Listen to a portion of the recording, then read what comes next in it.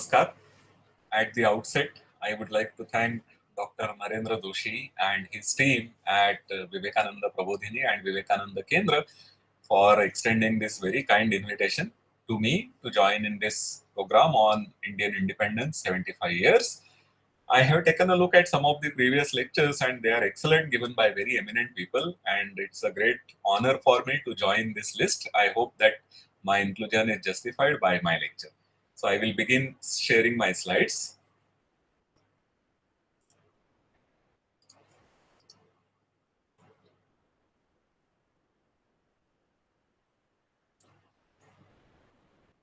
So I hope you can see the slides.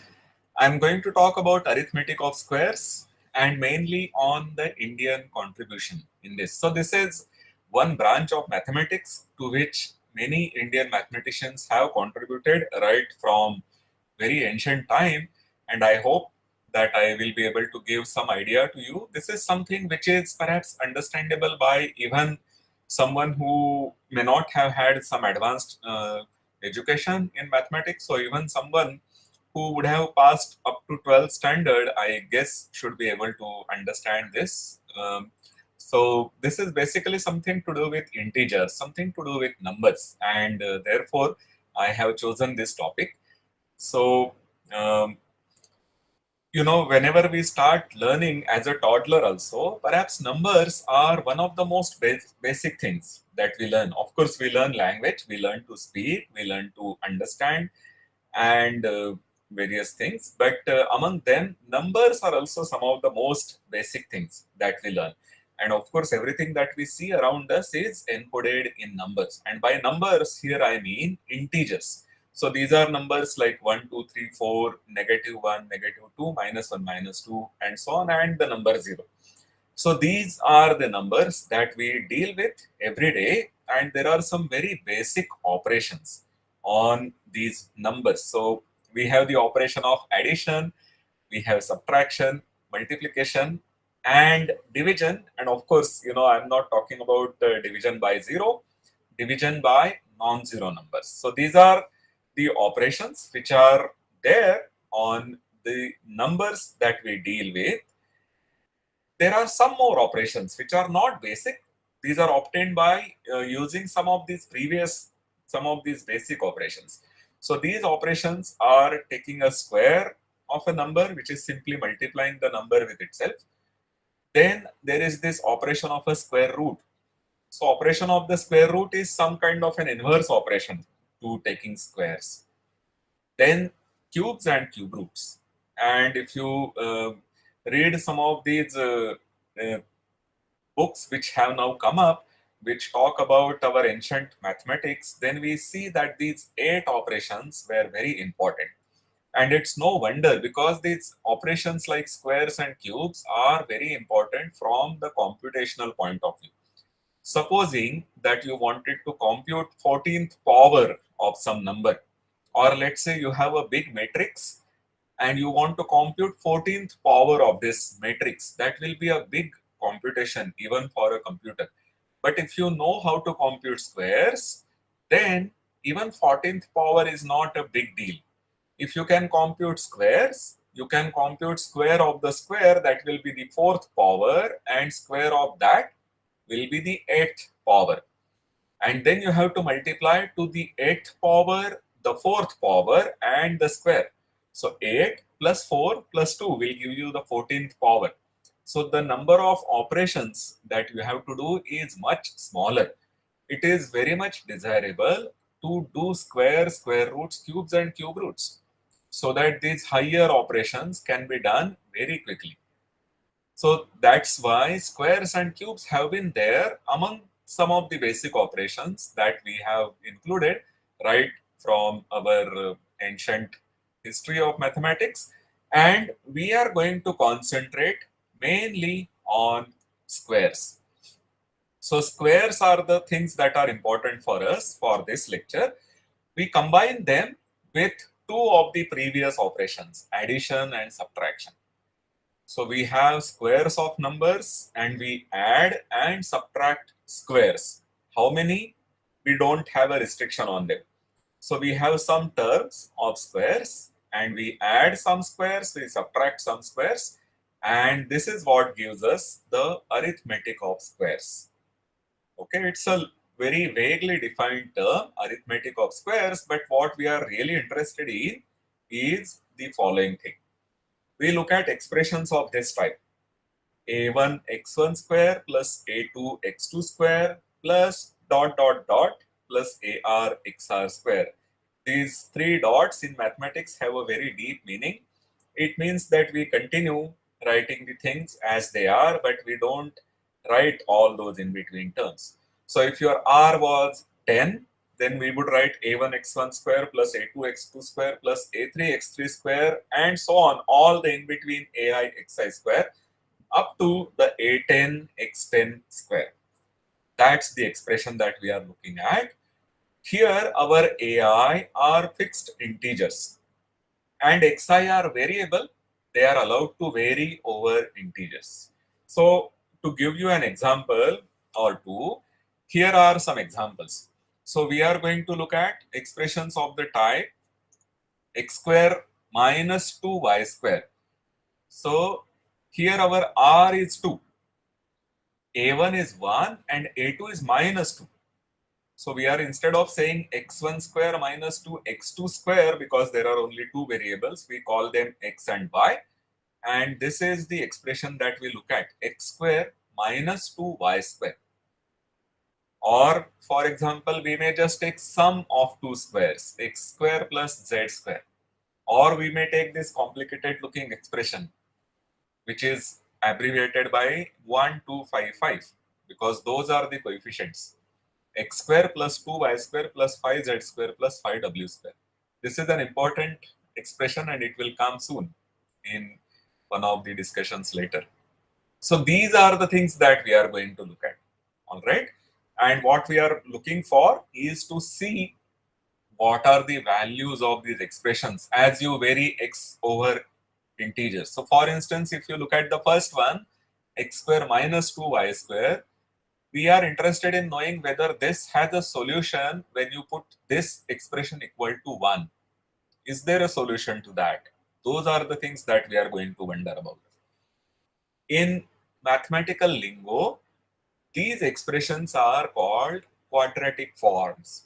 I'm not going to give you the technical definition of a quadratic form, but these are what are part of quadratic forms. So this is something which comes in the part of algebra or perhaps part of linear algebra, but they are useful in many branches of mathematics, and actually they also have some real life applications, especially when you have to model things and so on.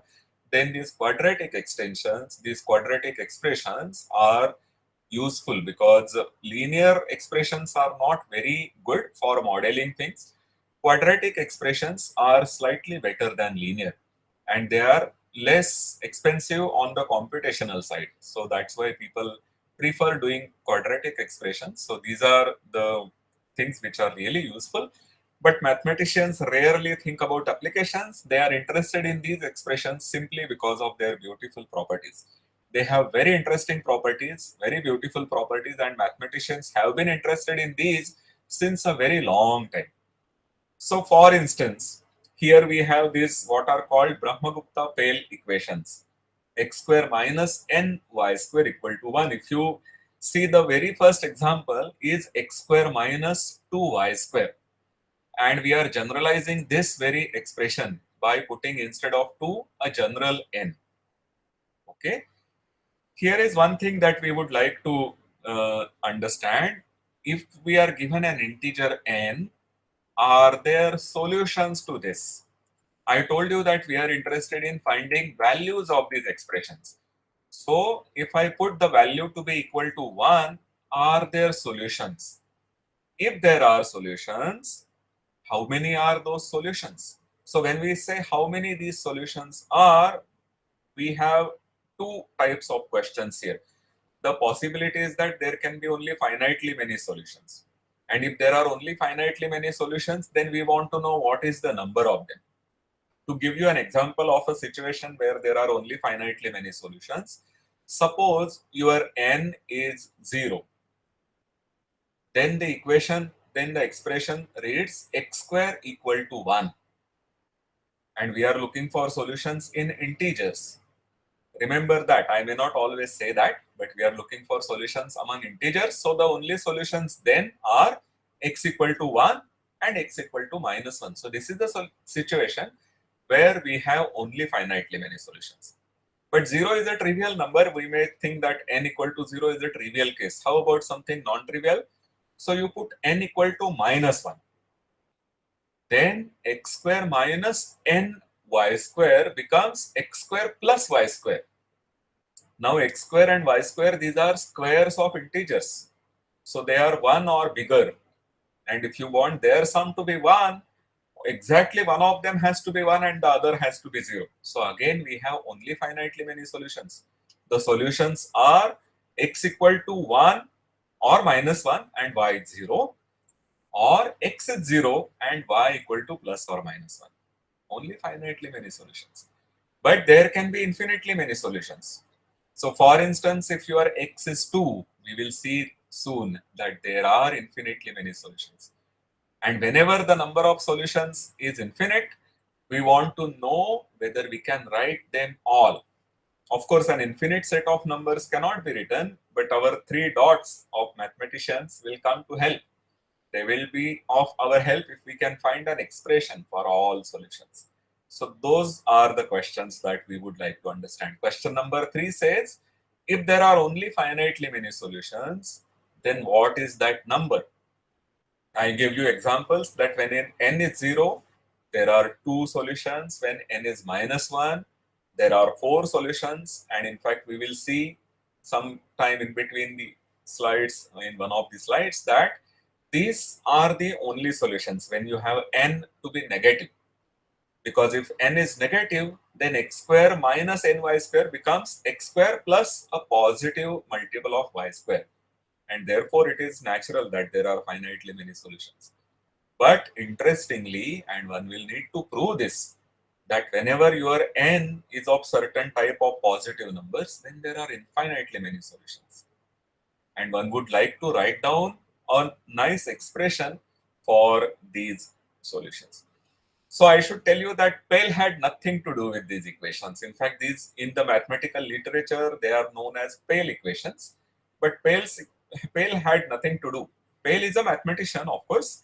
So if we look at history of these equations, we see that it was Lagrange who started discussing these equations, and then he, by mistake, attributed to Pell. And so unfortunately, Pell's name got stuck with these equations.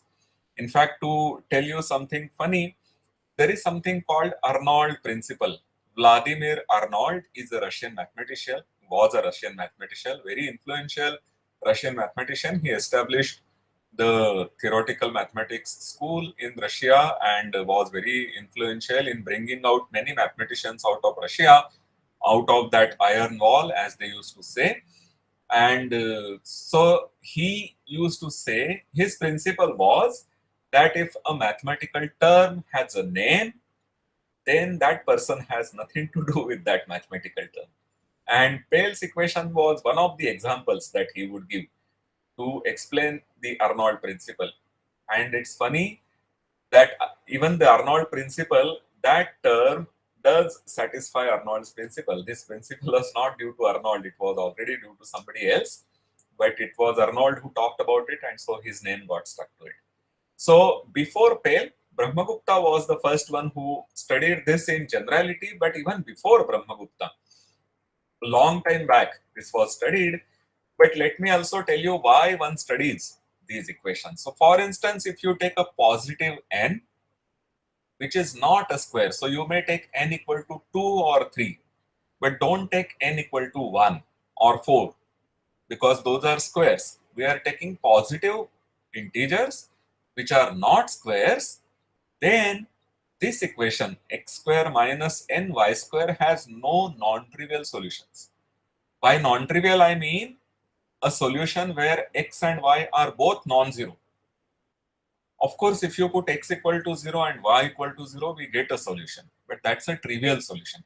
And we don't want that solution. That is because whenever you have a non-trivial solution, it will give you x square equal to ny square.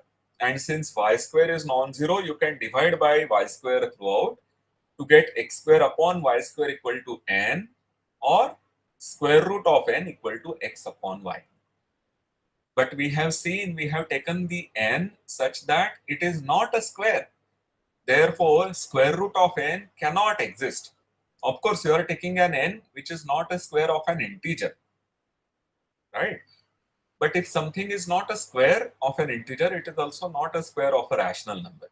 This is something which follows very easily using the unique factorization of integers. So this root n equal to x upon y, where x and y are integers, y not 0. This is a contradiction to our n not being a square. And so we must have made a mistake. And the mistake was that we assumed that there is a solution to this equation. So this is the method of contradiction, using which we have proved that x square minus n y square cannot have any non-trivial solution. The only solution is where x is 0 and y is also 0. And I will leave it as an exercise to you to check that whenever one of them is 0, the other also has to be 0. If x is 0, y has to be 0. If y is 0, x has to be 0. So that's the only solution. But there were many instances, the very thing about Pythagorean theorem is that the square of the sides of a right angle triangle is the square of the hypotenuse, which we know as Shulba Sutra, and that's how it should be known. So there it came that if you are taking a right angle triangle of side 1 each, the hypotenuse will have length equal to square root of 2. But what is square root of 2? Can you write it as a rational number? That was the question, and Pythagoras was so much depressed when he realized that there are numbers which cannot be written as expressions of integer upon another integer, that he prevented. He told people that you should not talk about such things. He banished one of his students who proved that root 2 is not a rational number. But if it is not a rational number, you would like to approximate it by rationals. And that is why one looks for solutions to x square minus ny square equal to 1. If x square minus ny square is not equal to 0 for any non-trivial x and y, you would try to see whether you can modify the constant term slightly and get a solution. So you may modify it to get minus 1 and try to see whether there is a solution, or you may modify it to get plus 1 and try to see if there is a solution. And so these solutions, whenever they exist, they would give you some approximation for root n. That was the basic motivation behind this. And the very first such equation is x square minus 2y square equal to 1. This was studied both in Greece and India around 400 BC, so a very long time back. And in fact, I strongly believe that it was studied much before in our own very nation, because our own very nation, the culture was so advanced that it is very natural that people would have thought about these things.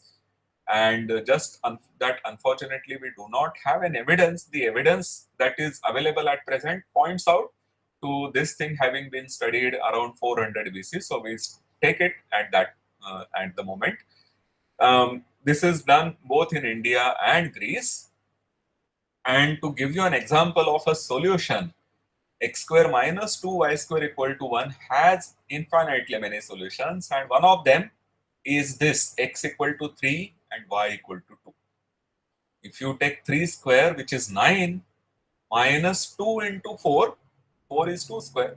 So 9 minus 8 gives you 1. There is another solution after that, which is 17 square, 289, minus 2 into 12 square. 12 square is 144.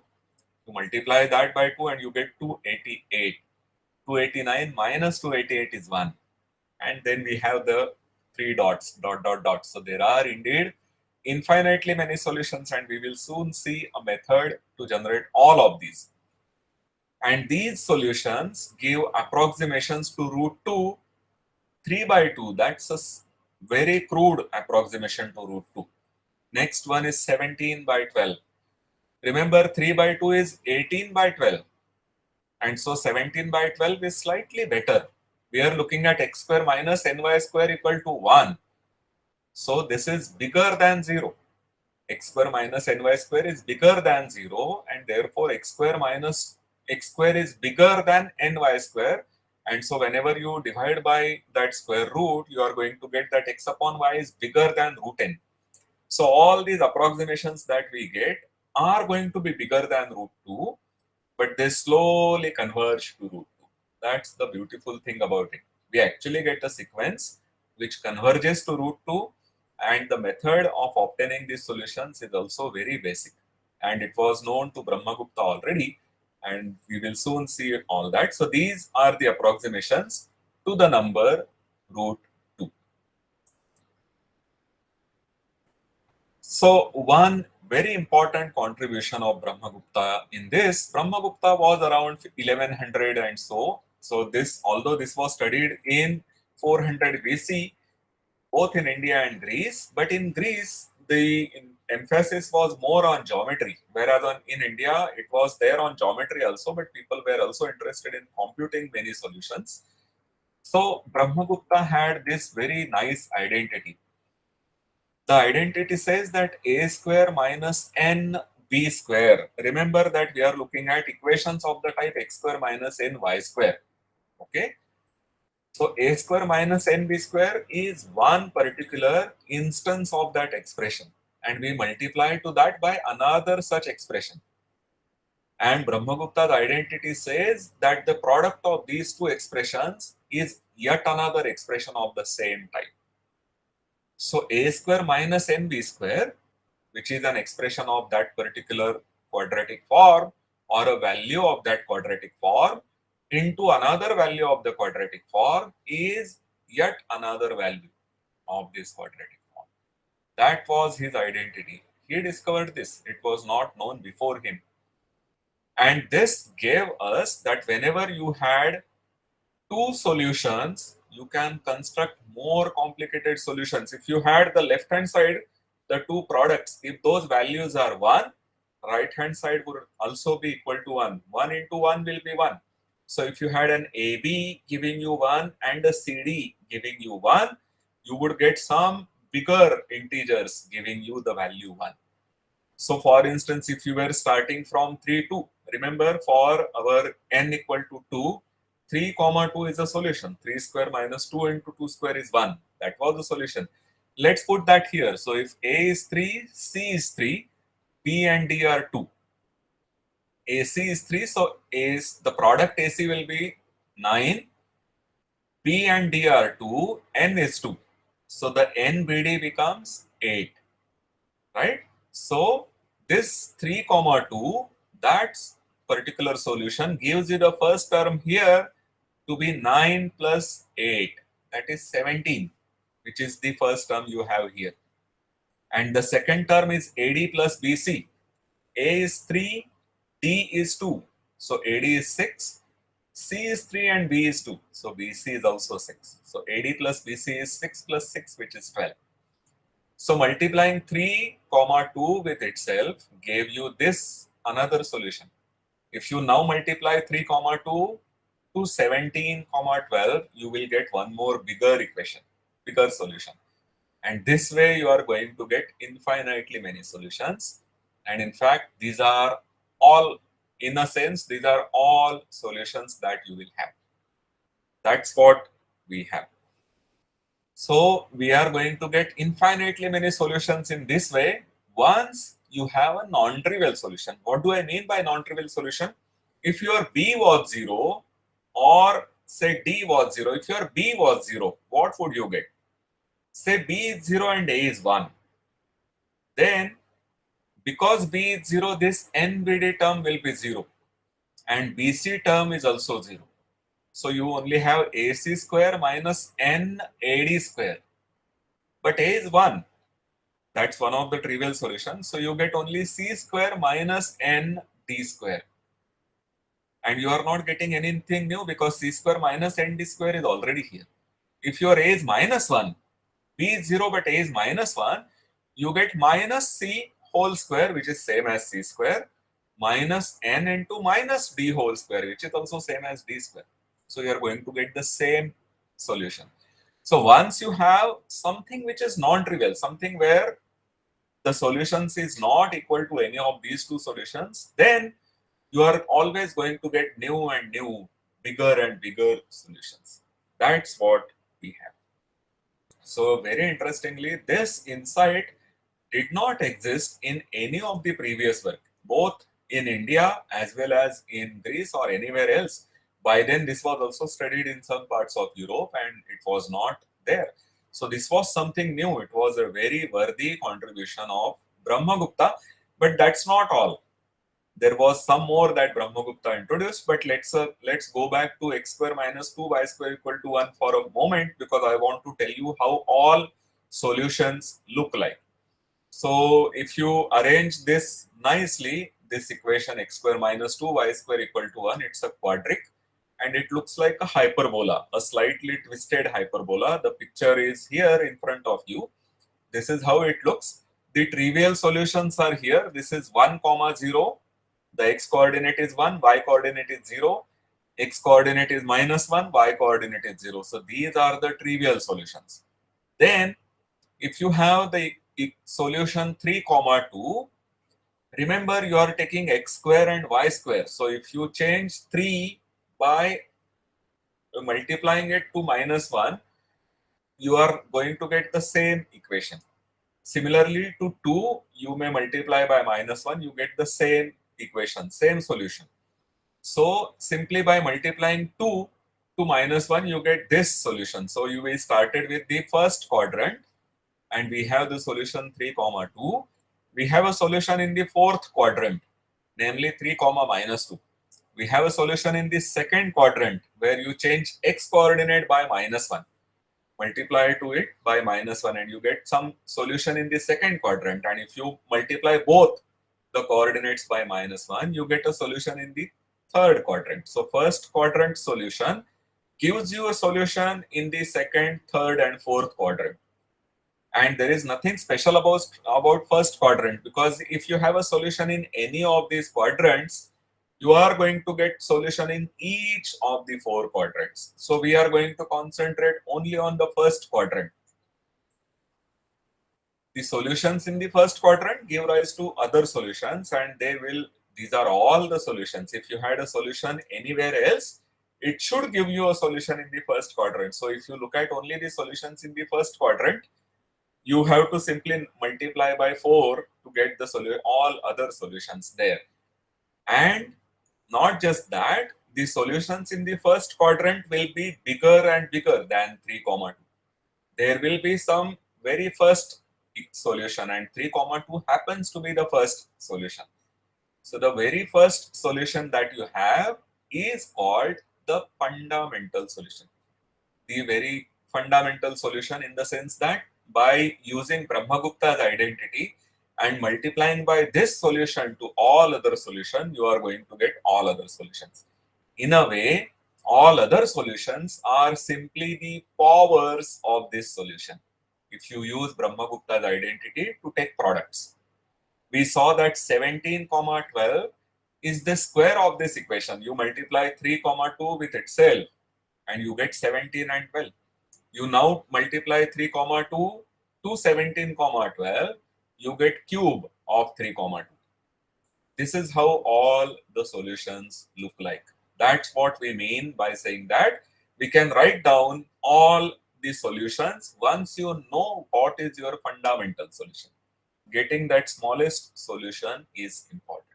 So as we see in this case, the fundamental solution to x square minus 2y square is 3, 2. It can be seen very easily that there is no smaller solution.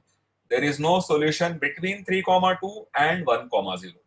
There are only that many possibilities for x and y, and you can check easily that there is no solution to x square minus 2y square equal to 1 between 3, 2 and 1, 0.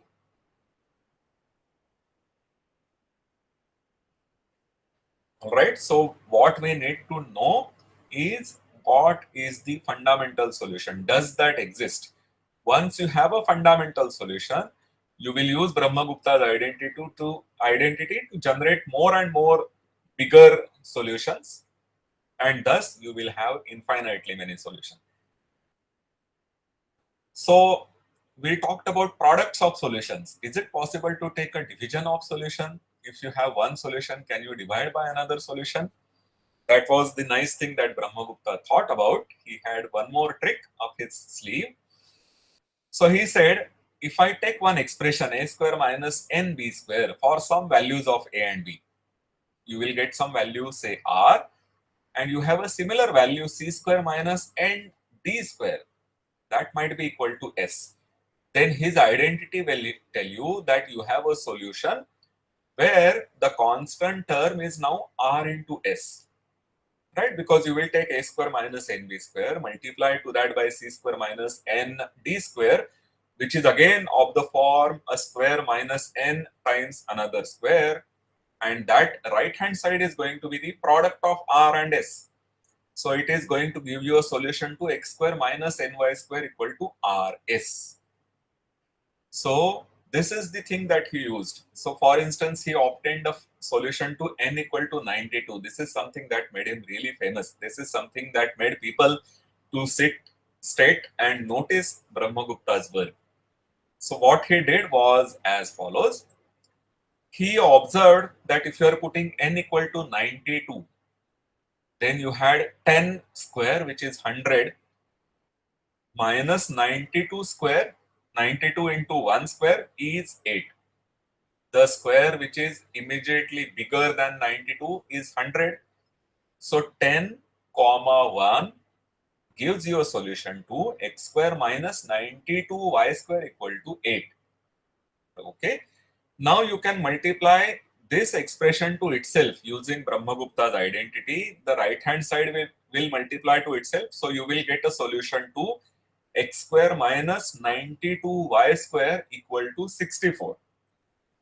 This is the expression. So 192 whole square minus 92 into 20 whole square is 64. Now this 64 is a square itself. So we divide throughout by 64, which would mean that to 192 we have to divide by 8 because there is a square outside. Okay. So this 192 square minus 92 into 20 whole square equal to 64 is same thing as 24 whole square, because 24 into 8 is 192. 24 whole square minus 92, 5 by 2 whole square. That is because 20 by 8, you can cancel 4, which is the common factor, is 5 by 2. 20 by 8 is 5 by 2. So 24 square minus 92, 5 by 2 whole square gives you 1. Now Brahma-Gupta's identity had nothing to do with integers. It is a purely symbolic identity. Only thing you need is that the elements, whatever numbers you are looking at, they should commute with each other. If you put matrices here, then this identity will not hold. But if you are putting numbers, real numbers, complex numbers, or anything which commute with each other, commuting meaning A into B is B into A. If you have this property, then this identity will hold. So it is okay even if the numbers involved are rational numbers. So this 24 and 5 by 2 is giving you a solution to 1. You multiply this quantity to itself and you get this solution. 1151 whole square minus 92 into 120 whole square equal to 1. And this is indeed the fundamental solution to n equal to 92. It's a big number, but these numbers can be really very big. And so one needs to have a very good computational power to compute these numbers. 1151 square minus 92 120 square is 1. So Brahma-Gupta not just had his identity, but he proved that his identity can be put to good use and one can use it to compute the fundamental solutions to the Brahma-Gupta-Pale equations. Then entered Bhaskaracharya II. So Bhaskaracharya II, he developed these ideas and he said that I have an algorithm which will work for all n which are not squares. He said, only thing I need is that n should not be a square. Once n is not a square, then he wrote down an algorithm. He actually told everyone how to do it so that you have a fundamental solution and therefore you have infinitely many solutions. His algorithm is called Chakraval Method. I would like to point out one thing here for you. You know, we feel bad that Pale equations is something that is now, Pale's name is stuck there. But if we work hard and if we make a very good contribution, then our terms can also be made to stick there. For instance, now whenever the Pale equations are talked about, people talk about the Chakraval method to solve them. So Chakraval method, Chakraval really means a cyclic method. So Chakraval is a name that has now stuck there because people are using it. So the moment you have a very sizable contribution and you use your names, then these names are going to stick. All right. So Bhaskaracharya developed this very nice method. What was his method? He said you take any two co-prime integers. Co-prime means that these are the integers which have no common factor. So he said I will take a and b with the property that they have no common factor, and a square minus nb square is some number k. Whatever that number is, it will depend of course on a and b. So we fix this thing first. Then we have this very basic such similar expression, m square minus n into 1 square is equal to m square minus n. Okay, so we have now two expressions. A square minus nb square is k and m square minus n into 1 square is m square minus n. We use Brahma-Gupta's identity and take product of these. We are going to get am plus nb whole square minus n a plus bm whole square is k into m square minus n. Remember, our n is fixed and we have fixed a and b because those are the ab that we started with. Let's keep m variable right now so that we can put a good value for m in that equation.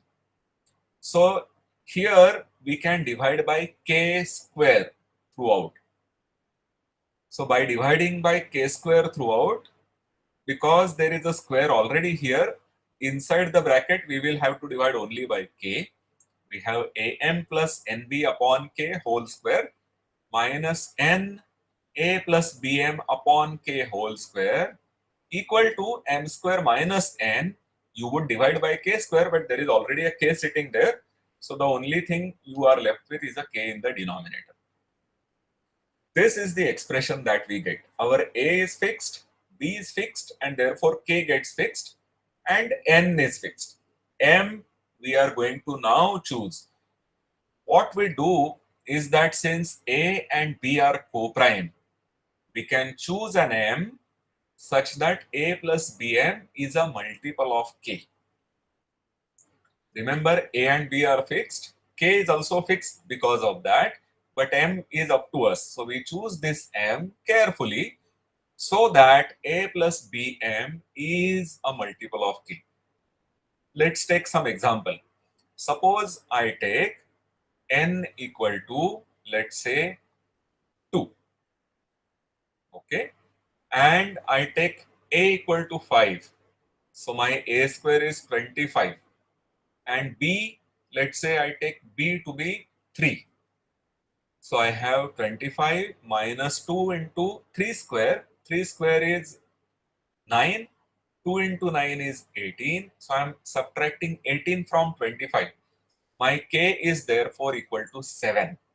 Remember, a is 5, b is 3, and n is 2. And now k is 7. So I have to check what is the m that will give me that 5 plus 3m is a multiple of 7. Now if you put m equal to 2, you are going to get 6 plus 5, which is 11, or you would want to then put, so we have to check what are the multiples of 7 that we can obtain by adding multiples of 3 to 5. So if you just add 3 to 5, you get 8. If you add 6 to 5, you get 12, 11, which is still not a multiple of 7. If you take the further multiple of 3, which is 9, and add to 5, you get 14. This is now a multiple of 7. So this way, you have m equal to 3. Let's come back to the first bracket. So a is 5, m is 3, so am is 15. Minus n is 2 and b is 3, so you get 6. 15 plus 6 is 21. That is also a multiple of 7. So you have an integer square minus n times an integer square equal to the final thing has to be an integer. Remember, we also have seen that m is 3 and n is 2. 3 square minus 2 is 7, which is a multiple of 7. So whenever you choose this m with the property that a plus bm is a multiple of k, the other brackets are also going to be integers. So we would have integer square minus n times an integer square equal to an integer. We started with a square minus n b square equal to k. We now have another solution, say alpha square minus n beta square equal to a gamma. And we then choose m so that this last quantity is as small as possible. The choices of m that we have will give us a solution for the expression equal to an integer. So once you have that, you choose that to be smallest possible, and then you see that it is going to be even smaller than k. Earlier we had an expression for equal to k. Now you repeat this process. And Bhaskaracharya's method can be proved to give you a fundamental solution. It can be shown that this process will always give you a fundamental solution. Ultimately, you will reach a stage where the final thing is equal to 1. For our example, 5 and 3, we already got an equal to 1 because our n square, m is 3, n is 2, so we got 3 square minus 2. 7 upon 7 equal to 1 we already got because n equal to 2 is a very small number. So that's why we did not have to repeat it many times. But Bhaskaracharya's method actually leads to a fundamental solution. It will give you a solution with the constant term equal to 1 and it will give you a fundamental solution. And similar to Brahma-Gupta, you remember Brahma-Gupta gave an example for n equal to 92. Bhaskaracharya proved that his method will give you a solution for n equal to 61. And do you want to see the fundamental solution there? It is this quantity. 17, 66, 31, 90, 49. It's a 10-digit number. Square of that minus 61 into a 9-digit number. 22, 615, 39, 80 whole square is equal to 1. If you don't believe me, you can maybe sit down with a calculator and check it, or maybe, I don't know if a calculator will be able to perform this. Maybe you will have to use internet and some calculators which are powerful, which may be available on internet, and use them to compute this. Interestingly, for n equal to 60 and 62, the solutions are very simple. So these Brahma-Gupta Pale equations have a very curious behavior. If you change your n slightly, 60 and 62 have simpler solutions, but if you change it slightly and you are looking for 61, then the solutions are very different. By this I mean that square root of 60 is very close to 31 by 4. Square root of 62 is very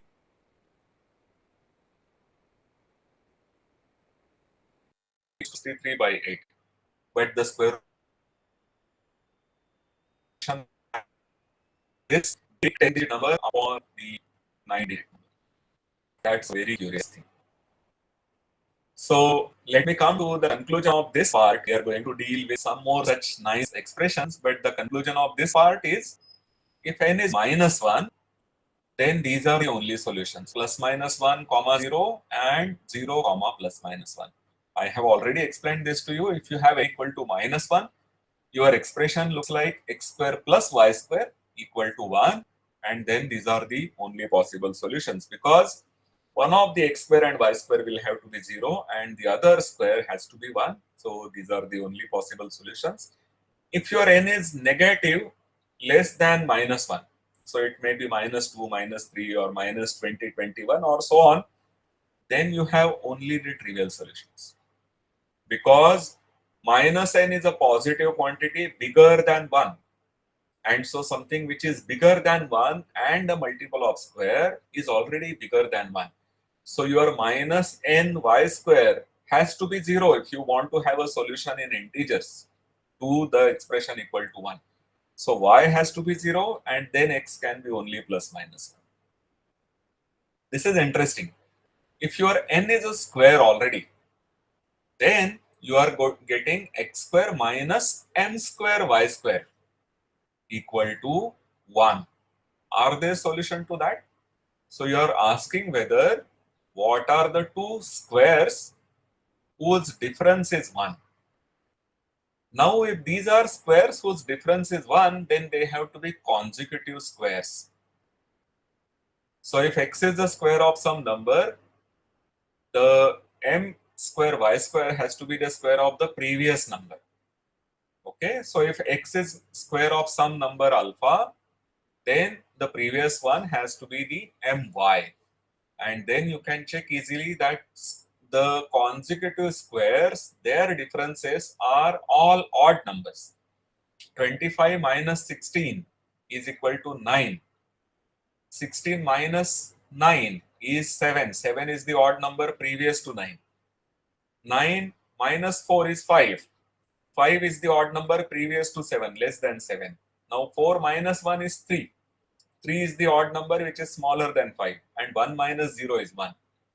So the consecutive squares, their differences are all odd numbers, and the only case where the difference of these two consecutive squares is 1 is where the bigger square is 1 and the smaller square is 0.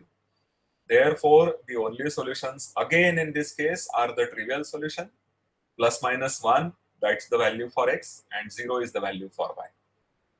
And this is the contribution collectively by Brahma-Gupta, another mathematician Jayadeva, and then Bhaskaracharya II, who says that if n is a non-square positive integer, then there are infinitely many solutions, and Bhaskaracharya's Chakraval method actually gives us a way to compute all of them.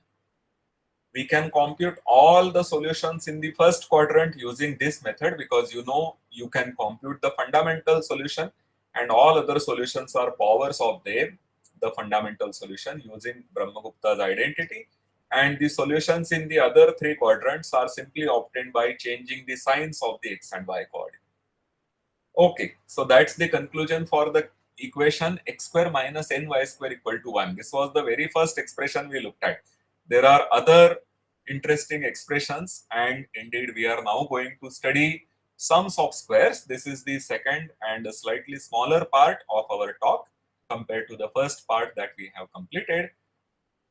We are interested in now seeing not getting the expression equal to 1 and computing how many solutions there are, but now we would like to see what are all possible values of those equations.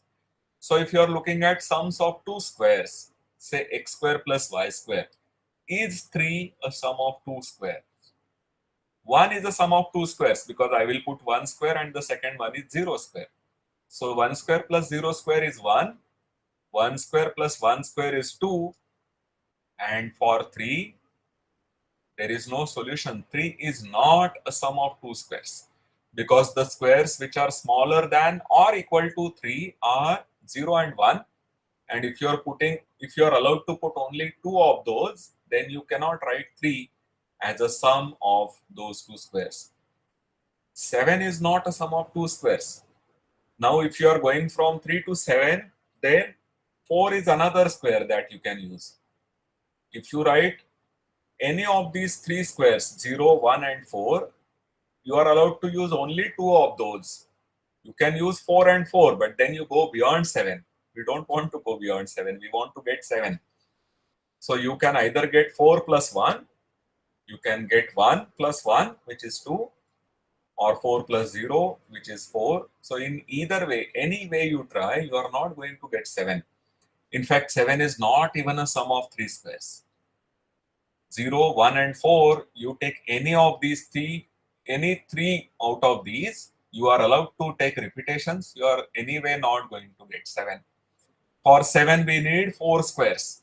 4 plus 1 plus 1 plus 1. That gives you 4, 5, 6, 7. So for 7, we need 4 squares. 3 squares are not going to suffice. So 7 is not a sum of 2 squares, whereas 5 is a sum of 2 squares. 1 plus 4 is 5. 13 is a sum of 2 squares. 9 plus 4 is 13. So you see that there are some numbers which are sums of 2 squares, and there are some numbers which are not sums of 2 squares. And there is a very nice characterization of numbers that are sums of 2 squares, that are sums of 3 squares. There is a very nice characterization. And this is something that you should note, that the Brahma-Gupta identity works here also, because you are going to put n equal to -1. Sums of 2 squares are simply expressions of the type x square minus -1 into y square. X square plus y square. So Brahma-Gupta identity is useful here also. And therefore, if you can find all primes which are sums of 2 squares, then their products will also be sums of 2 squares. So the numbers which are sums of 2 squares is a set which is closed under multiplication. If you take 2 sums of 2 squares, their product is also a sum of 2 squares. People who have done complex numbers will not find this very interesting. They will not find it very surprising, because a square plus b square is the modulus square of the complex number a plus bi. Similarly, c square plus d square is the modulus square of c plus di. And now you take the product of these two complex numbers, a plus bi, c plus di, you get ac minus bd plus I times ad plus bc. And the modulus square z1 mod z square into mod w square is mod zw square.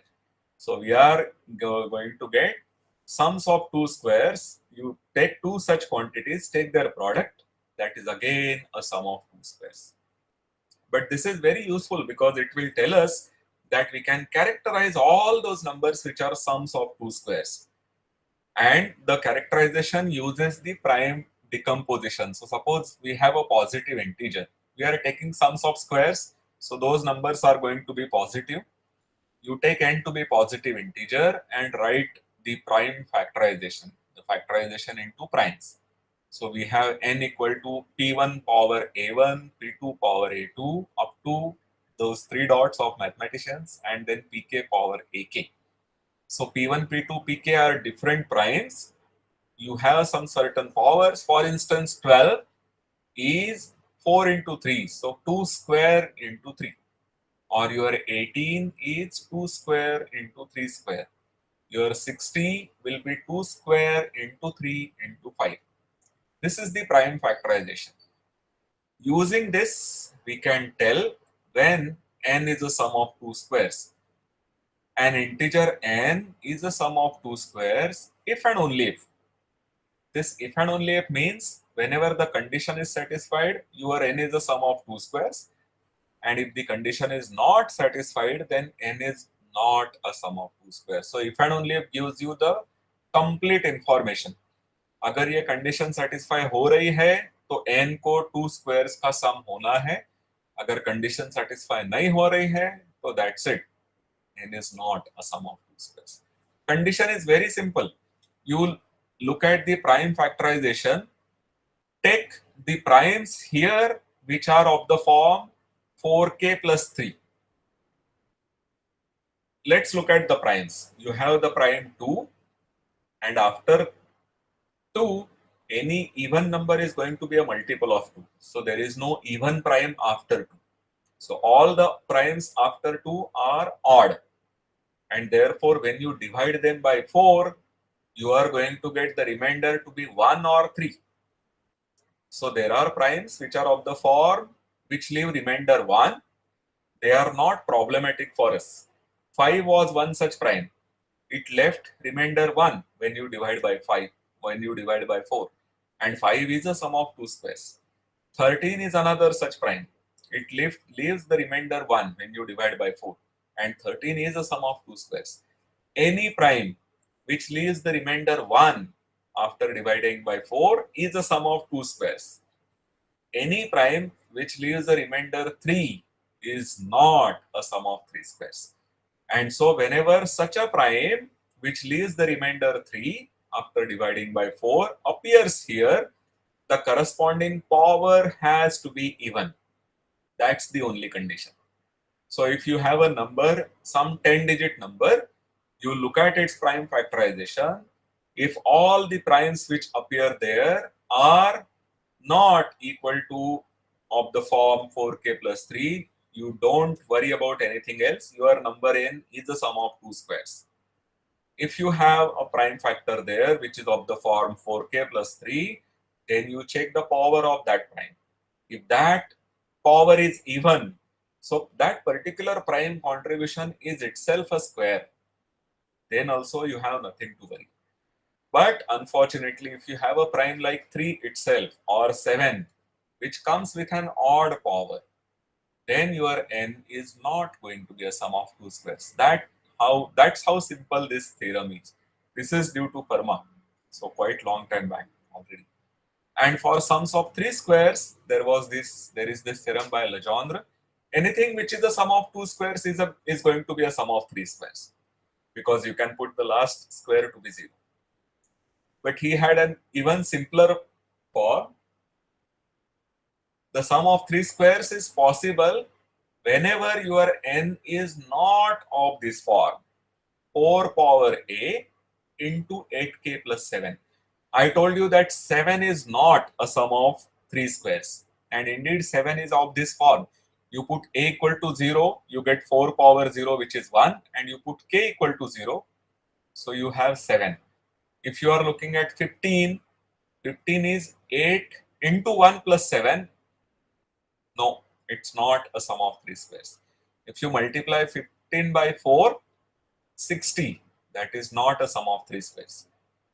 But how many squares do we need then? What about sums of 4 squares? We saw that 7 is a sum of 4 squares. How about 15? If you want to write 15, you can write 9 plus 4 plus 1 plus 1.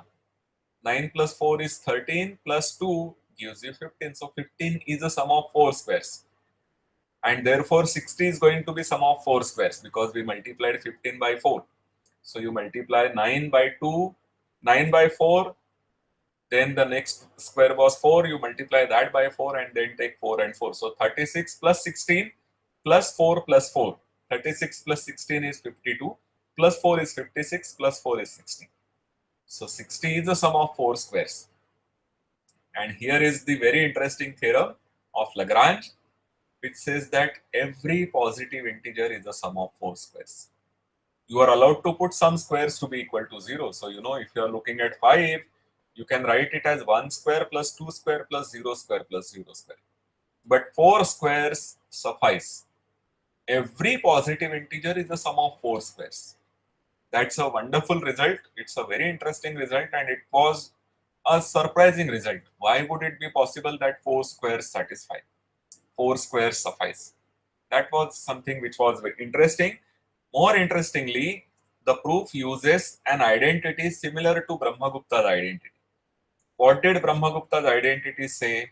It said that if you had expressions of the form x square minus ny square, you take two such, take their product, you get expression of the same type.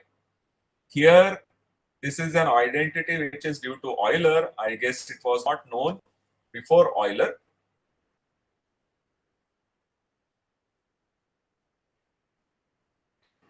The identity says that if you are taking two sums of 4 squares, the product is again a sum of 4 squares. So Lagrange's proof becomes very easy. If you can prove that every prime number is a sum of 4 squares, you are done.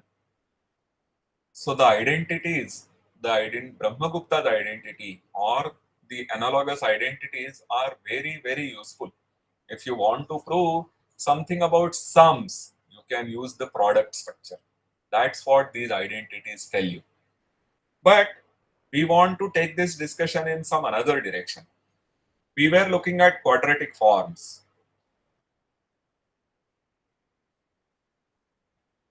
So here the sum of four squares is expression of the form x square plus y square plus z square plus w square, or x1 square plus x2 square plus x3 square plus x4 square.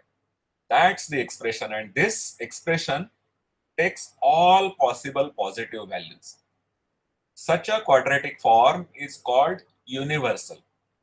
So to give you the definition, let's fix some positive integers, and then we look at this quadratic form a1 x1 square plus a2 x2 square plus dot dot dot plus ak xk square. We say that this is a universal quadratic form if it represents every positive integer. By representing, we mean that there is a solution whenever we equate this to n. And further, we need that the solution is in integers. We are not allowed to take entries like root 2, root 3 or so on, because then you will get solution for every form. That's not what we are looking at. We are looking for solutions in the set of integers. So now the question is, what are all universal quadratic forms? We are allowing AI to be positive integers. What are all universal quadratic forms? Lagrange's form is one such. Are there any others, and how do we find them? Or if we are given a quadratic form of this type, can you check that it's a universal quadratic form? How do we do it? So let's start thinking about it. For instance, if you look at 2x square plus 3y square, is this a universal form? No, because 1 cannot be written in this way. Your 2x square plus 3y square, either you have x is 0, y is 0, but then the equation value is 0, or if you take x and y to be non-zero numbers, you are already beyond 2 or more. So you cannot write 1. So what does it tell you? It tells you that if you were looking at these positive integers, ai, a1, a2, and ak, if you want to have universality, one of these has to be at least 1. That's a very easy observation. That at least a1 has to be 1. Okay? So if you want 1 to be represented by the form, 1 has to be one of the coefficients, and you can permute. You can bring, if your a3 is 1, you can put 1 in the beginning. You can bring the a3 x3 square as a1 x1 square. So the first one is 1. Okay, so you have x1 square plus a2 x2 square plus a3 x3 square and so on. Now you want the form to be universal, so you want that 2 should be represented.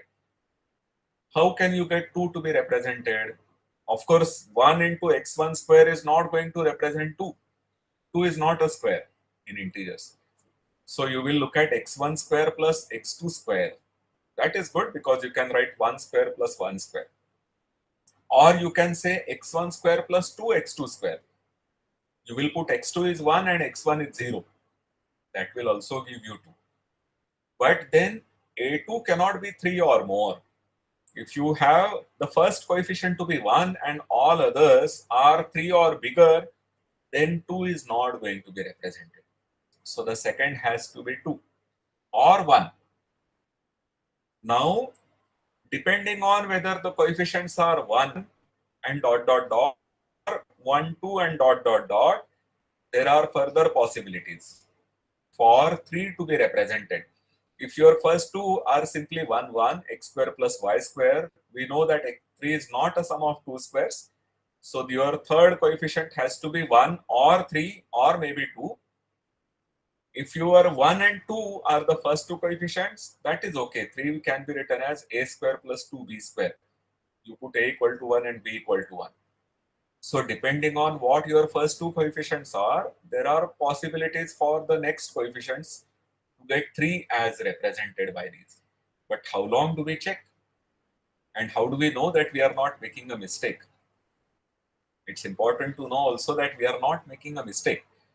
I will give you an instance. So Ramanujan, of course, was interested in this question, and in 1916, he listed these forms. These are forms in 4 variables. So 1, 1, 1, 1, for instance, the very first form means that your coefficients are 1, 1, 1, 1. So this is the form due to Lagrange. Or the last form, 1, 2, 5, 10. That is the form which is x square plus 2y square plus 5z square plus 10w square. This is how he wanted to write the form. He said these are all universal forms in 4 variables. It is understandable that the number of these forms is going to be finite, because we have already seen that the first coefficient has to be 1, next coefficient can be 1 or 2, and the one after that, again, by taking the conditions that the next numbers have to be represented, we have some conditions on these. They cannot be bigger than some very next numbers. The very first number cannot be bigger than 1. This is something that we have seen. The next one then cannot be bigger than 2, so it has to be 1 or 2. So if you are fixing that there be only 4 coefficients, then there are some natural bounds on those 4s, and therefore the number is finite. That is something that we can understand. But Ramanujan, by his methods, got these 55 forms, and he said that these are all quaternary universal forms. So these are all universal forms in 4 variables. But even person like Ramanujan can make a mistake. This table needed a correction. The form 1255 needs to be removed. It's not a universal form. The 1255 is in the first column, last form.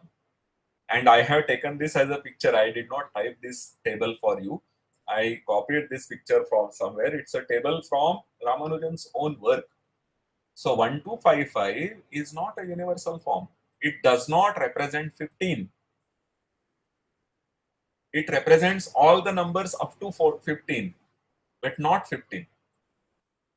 So this is not a universal form. So this brings us back to our original question on how do we check that some form is universal? How long do we keep checking? It is possible that Ramanujan checked it up to 14, and then he perhaps thought that he has a proof that it will then represent all the numbers. So how long do we check? But let's see that x square plus 2y square plus 5z square plus 5w square is not a universal form. It does not represent 15. How would one prove this? So to check that it represents all the numbers up to 1 to 14, you have to only check, the squares up to 14 are not those many.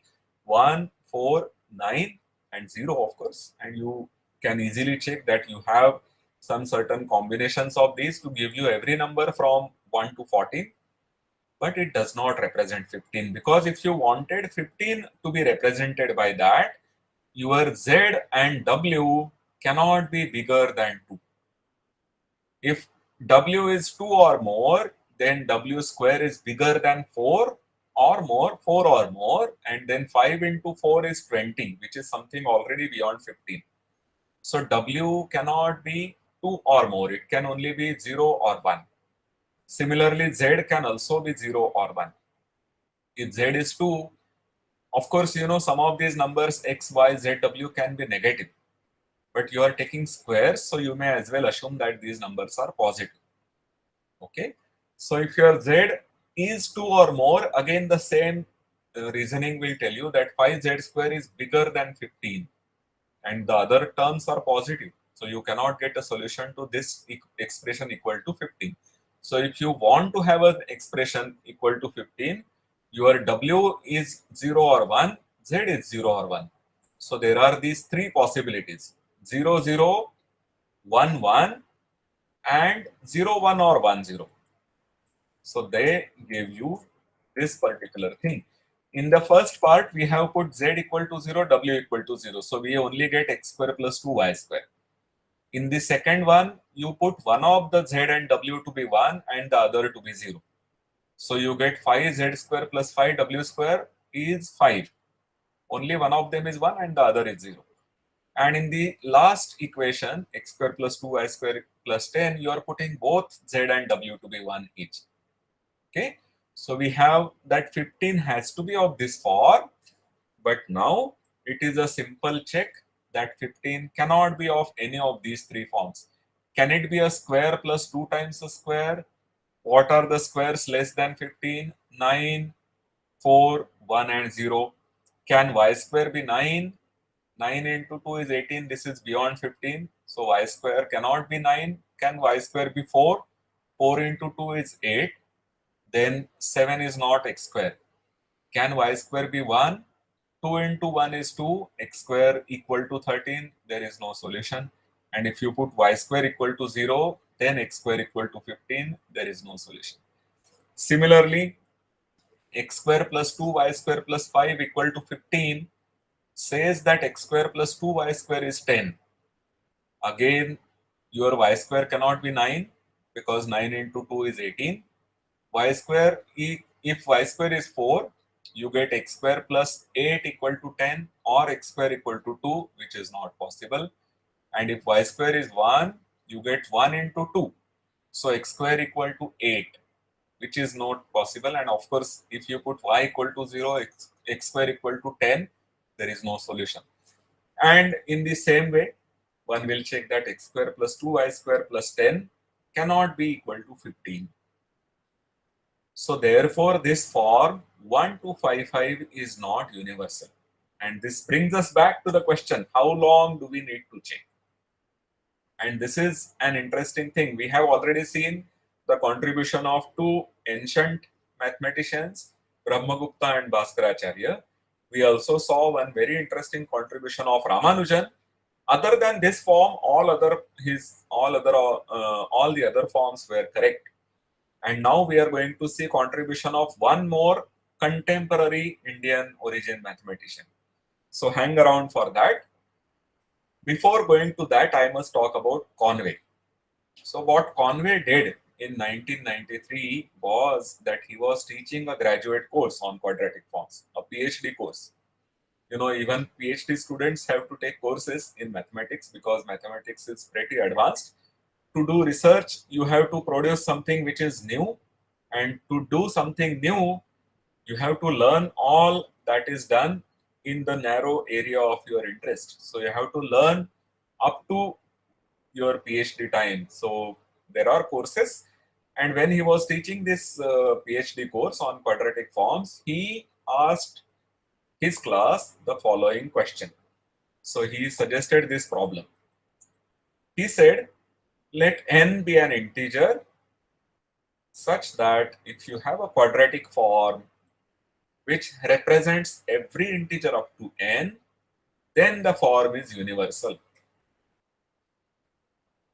Okay, so we don't have to check whether all the numbers are represented by the form. You have to check up to n. That's all. And his question was, suppose n is such a number. Number one, does it exist? Does such an integer exist? And number two, find the smallest such n. So this is the problem that he posed to his students. In fact, there was another work on in mathematics related to quadratic forms, which suggested that there will be such a number. It is not clear whether Ramanujan used this idea. This is something after Ramanujan's time. We don't know how Ramanujan proved his results. But Conway's question is very precise. Does there exist such a number n such that you can check only up to n and then the form will work? So he and two students from his class, they started working on this problem, and initially they felt that this number n, if it did exist, would be a very large integer. But as they started working on that, they realized that it is not very large. Maybe it is 15. So, you know, we may think that some work is very difficult, but if we make some effort and we go on working on that, then we may realize that the work is not really that difficult. Only thing that was needed was someone to start doing that work. So their calculation showed that n can be 15, but it needed to be proved. And so two of his students, Schneeberger and Simmons, they did lots of computer calculations and proved this theorem. Very nice theorem, which said that if you have a quadratic form which represents all these integers, then the form is universal. So the list of Ramanujan that is given there, that list can be checked, or any other quadratic form that you can check whether it is universal, provided you have solutions to these numbers. And here we have omitted some numbers. We did not keep 4, because if you have 1 is represented, excuse me,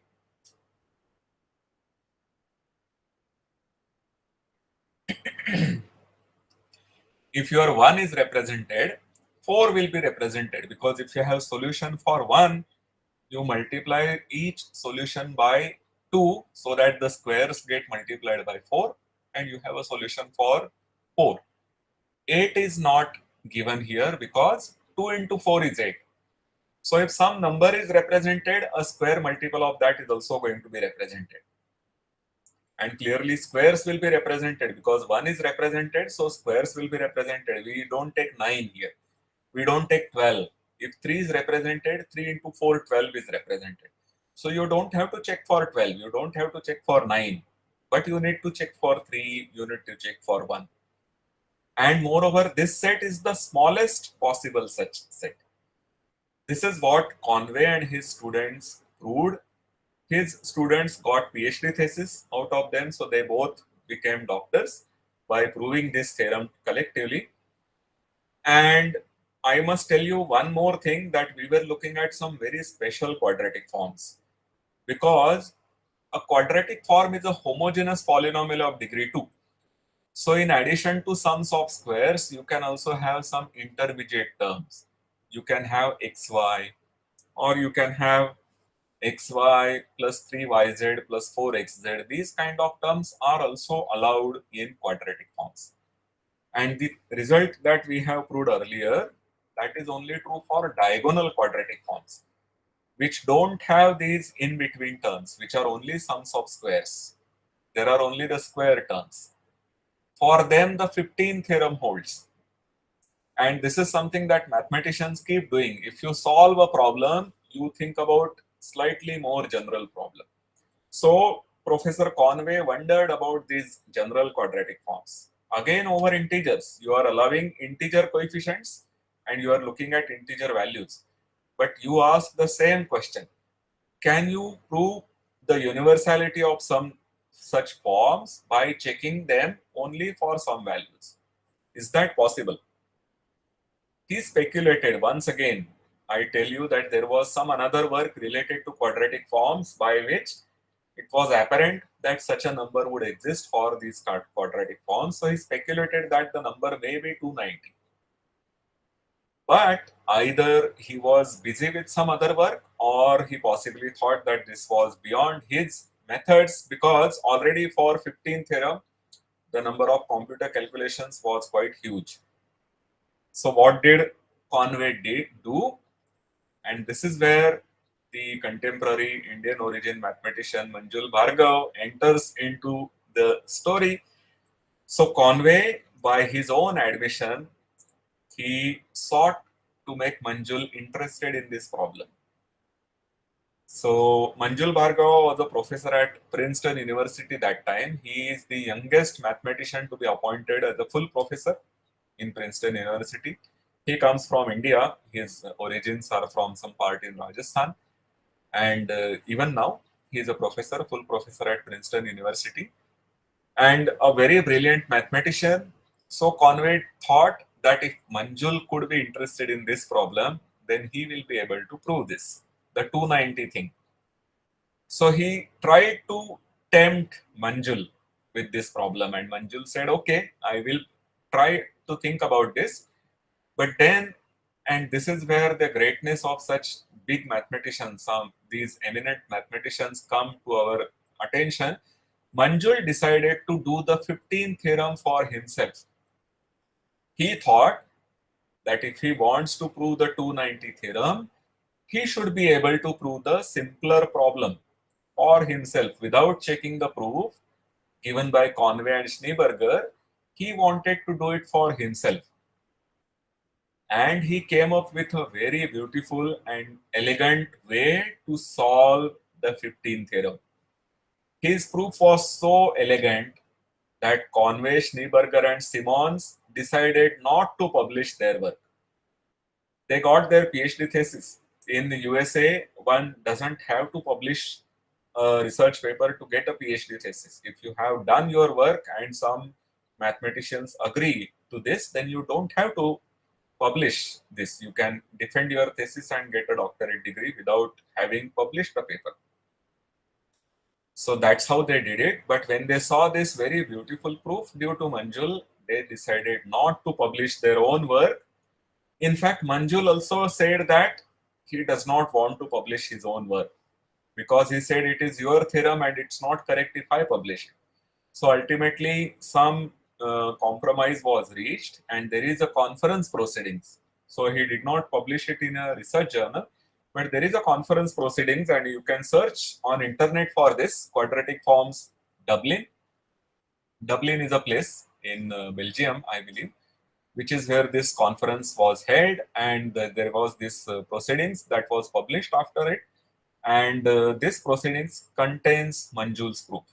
And there is an article by Conway himself explaining all these terms. So I told you that Conway, by his own admission, sought to make Manjul interested in this problem, and he admits it there that he tempted Manjul with this problem. So the 290 theorem that Manjul proved is also a very nice work. It's with his collaborator Jonathan Hanke, and he proved this 290 theorem, and of course he went on to prove many more important results and received much appreciation for his work, which is well deserved. He received many awards, including the Sastra Ramanujan Award or Shastra Ramanujan Award, that is how it is pronounced, in 2005. Many awards and fellowships he received. In particular, he received this Fields Medal, which is the highest award in mathematics. It is compared to the Nobel Prize in other fields of science. And Manjul Bhargava received, he was the first Indian origin mathematician who received this Fields Medal. In 2018, another Indian origin mathematician by name Akshay Venkatesh received it, and we do hope that many more Indian mathematicians receive such nice work and receive appreciation for their work. More importantly, Manjul is actually a very approachable person and very kind to everybody around him. Manjul would visit our institute, our IIT Bombay, quite frequently until he became very famous. And he was a very nice person, down to earth personality too. He would behave very nicely with everyone. So the summary of this session is that we have noted works of Brahma-Gupta and Bhaskaracharya too in finding all solutions to this equation x square minus ny square equal to 1 for non-square positive integers n. Then there was Ramanujan's work. Of course, Ramanujan's work is very large. It cannot be contained in a single lecture, but he had a very interesting contribution to determining universal quaternary forms. And towards the conclusion, we saw this contribution of Manjul Bhargava. So this is just a glimpse of contribution of Indian mathematicians or Indian origin mathematicians to mathematics. There is a lot more that can be said, but unfortunately one lecture is not going to be enough. Already I believe that I have gone past the time that was given to me by Joshi sir. I would like to thank once again to him for this invitation and to you all for your attention. Thank you very much, and it's a pleasure to have participated in this.